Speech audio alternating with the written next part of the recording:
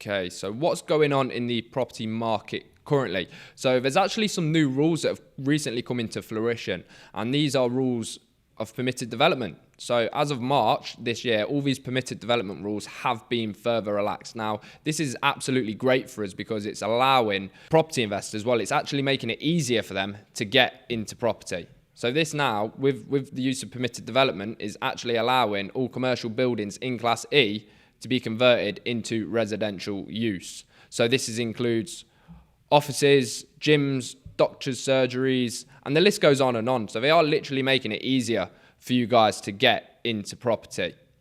But what else? So there's something that's going to be coming into place at the end of this month, and that's the October budget. Now, this may cause a lot of issues for property investors, especially if you're looking to do the BRR strategy, because they're actually, it looks like they're going to be inflating the prices of materials by a certain amount. They might be inflating interest rates. So I believe it's coming out on the 26th of October, or it's on the 30th. I'm not 100% sure, but that's definitely something we're going to have to look out for. And that's something that we are going to be covering in the next podcast. Yeah, I was speaking to one of the directors at Utility Warehouse as well, and they were saying that apparently energy is going to go through the roof. So I think at the end of this month, I think it's going to start to be a bit of a hard time for people coming into the industry and regarding obviously owning their own assets. I think there's going to be a lot of factors that are going to prevent, higher margins to go and achieve.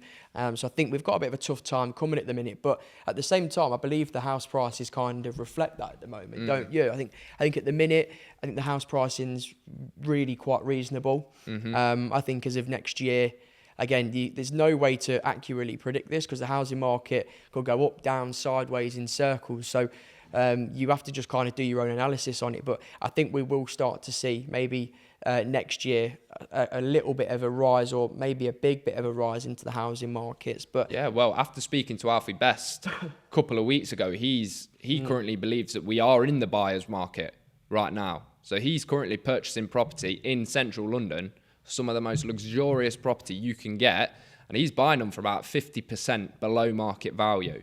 So taking the advice from a billionaire, yes, we are in the buyer's market right now. What's going to happen?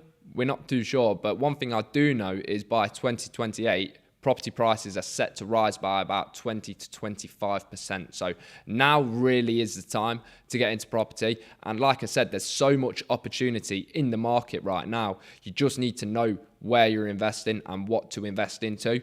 And then you can catch this rise, and you're going to catch a lot of money in the process. Yeah, absolutely. Absolutely. I mean, I don't know if you noticed, I sent you over a commercial to Resi project earlier that looks quite juicy. There's just so many commercial units laying about because what's happened, let me just explain the commercial industry for a second. So since COVID, a lot of people haven't returned. I think it's about 25% haven't actually returned. And they've kind of just carried on working from home because they've realised as businesses it works. Maybe their overheads are a bit low without having to pay for offices or storage, etc., whatever the industry it is that it may occur to.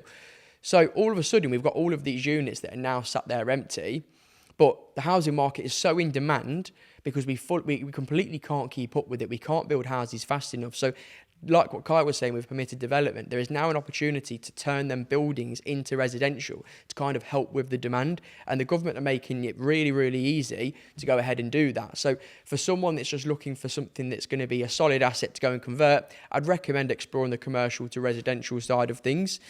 There's also another reason to why you maybe want to explore the commercial to residential side of things, because with a residential property, it's valued on a bricks and mortar valuation, which means it's done with comparables in the area and it's worth obviously based on the size, spec and location. But they're the variables that kind of come into play when doing a bricks and mortar valuation. But with commercial, if you're doing a commercial valuation, it's based on the rent.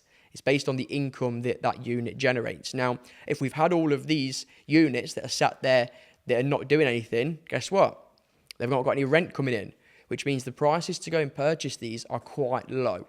So there's a lot of opportunities to go and turn it into residential, whether you want to sell it or refinance it. There's a lot of money to be made there at the moment. So at the moment, I'd turn around and say, if you're looking to get into something that you could maybe do a refurb or you can convert, I'd strongly recommend exploring that market at the minute because there's a lot of opportunities.